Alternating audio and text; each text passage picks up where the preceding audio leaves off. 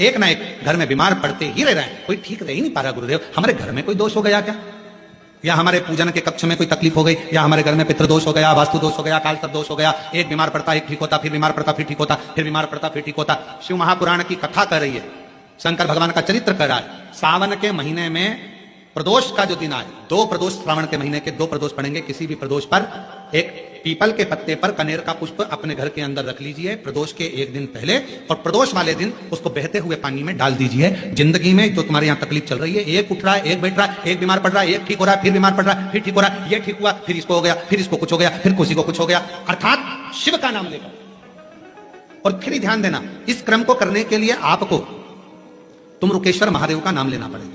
एक ना एक घर में बीमार पड़ते ही रह रहे हैं, कोई ठीक रह ही नहीं पा रहा। गुरुदेव हमारे घर में कोई दोष हो गया क्या, या हमारे पूजन के कक्ष में कोई तकलीफ हो गई, या हमारे घर में पितृदोष हो गया, वास्तु दोष हो गया, काल सर्प दोष हो गया। एक बीमार पड़ता एक ठीक होता, फिर बीमार पड़ता फिर ठीक होता, फिर बीमार पड़ता फिर ठीक होता। शिव महापुराण की कथा कर रही है, शंकर भगवान का चरित्र कर रहा है। सावन के महीने में प्रदोष का जो दिन आए, 2 प्रदोष, श्रावण के महीने के 2 प्रदोष पड़ेंगे। किसी भी प्रदोष पर एक पीपल के पत्ते